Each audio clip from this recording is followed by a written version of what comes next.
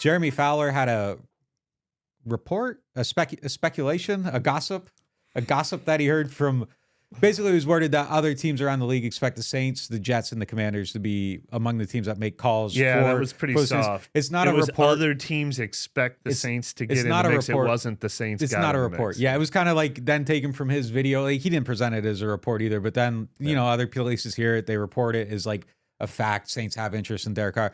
We don't know that they do. It would make a lot of sense that they would have interest. Yeah. It would probably be absurd if they didn't make a single call. Yeah, you got to make a call. Yeah, you got to know the market. Here's what you have to find out from the Raiders. You have to find out. All right, you're trading Derek Carr, who is due like $80 million over the next 2 years, and we got to guarantee that as soon as the trade gets made.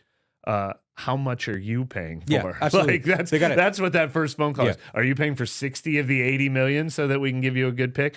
If the Raiders are not picking up any of the bill, there will be no trade. There will be a cut, and Derek Carr will be a free agent. So, yeah, of course you call to the Raiders and be like, all right, how sweet is this offer? We give you a 6th rounder, you pay half the salary, or you're looking for a 2nd rounder and you're only paying $10 million, then you hang up the phone. So you make that call because if you somehow get a sweet deal, then you got to consider Derek Carr. If you have to pay him full price and pay a 2nd-round pick, then you don't even consider it. And so, just like we said, the all or nothing views of Dak Prescott. My views of Derek Carr is he's better than what they have, but I'm not giving up my entire franchise and all my assets for him. Yeah, I think it's a 3-pronged approach. I think the Raiders got to eat some of it. I think Carr's got to take a little bit of a pay cut, and then you maybe give him your 2nd-round pick if those two things happen.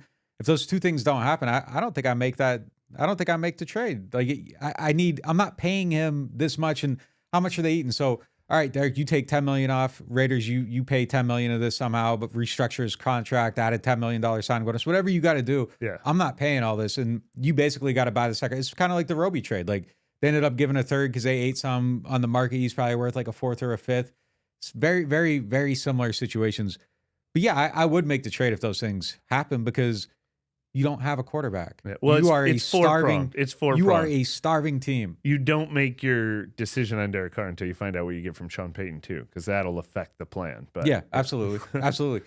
Look, if they got 29 though, I would probably trade for Carr and still try to maybe draft a quarterback late in the 1st round and have him behind him, start developing him. Like, you got to attack this position every single which way you can. And this is why there were so many stories starting in like 2015 that I wrote, like, start looking for your quarterback. You got to get him. You got to find him. You cannot be passive in this approach. He's an option though. And look, I know like he's not a guy that he's not Mahomes. He's not Joe Burrow, who, another conversation. I think he might be like the number 2 quarterback in the league right now. I'm putting him ahead of Herbert, and he wins more than Josh Allen, but that's neither here nor there. But yeah, I mean, he's not one of those guys, but he is in that tier with Kirk Cousins that I think if everything's perfect around him, you can get to the Super Bowl. And look, that's not the greatest place to live, but it's much better than living in poverty as well.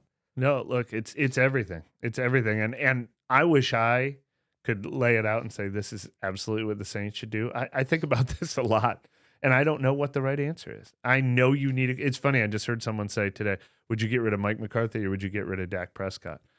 And if you get rid of Mike McCarthy, you know you have a million options at coach, including Sean Payton. If you get rid of Dak Prescott, you've got no options. We're living this as covering the Saints. Getting the quarterback, hating your current quarterback situation, that's easy. Deciding what's your way out of it is a lot harder. I don't know what the most obvious path to quarterback success is. I know we can poo-poo a lot of them. I know we can say, well, don't do that. Well, don't do that. Well, don't do that. But what is the obviously do this? I don't know what it is right now. I'd like for the Bears to be offering Justin Fields in a trade. That would be exciting. I want the guy to be young and almost a sure thing. That's easy, right? Yeah, and that's not going to happen. Yeah, the thing, it's easy to say, oh, well, they should tank or they should go get Lamar Jackson or they should do this or they should do that. The reality is okay, what can you do within the options that are actually presented to you? And then if you turn your nose up at Derek Carr now, you might not have another even decent option for like 6-7 years, or you might draft somebody and he turns out to be a bust. But look, what we do know is they aren't going to tank. Like, that's not going to happen. And if they do tank, the coaching staff is going to try to win games because they're going to be on their way out and they want to preserve their jobs and they want to have the integrity of saying, well, look, I still tried to win and I'm going to go somewhere else. Like, Lovie Smith can walk away with a lot of money in his pocket and his head held high, and he might have an option to coach somewhere again because he just didn't fold. And somebody out there is going to like, oh, I like this guy's attitude. He kept going for it. You know, the game's more important than anything to him. So you can't just fold. So yeah, whatever they can actually do in reality, I'm open to, and I think you have to try to do it.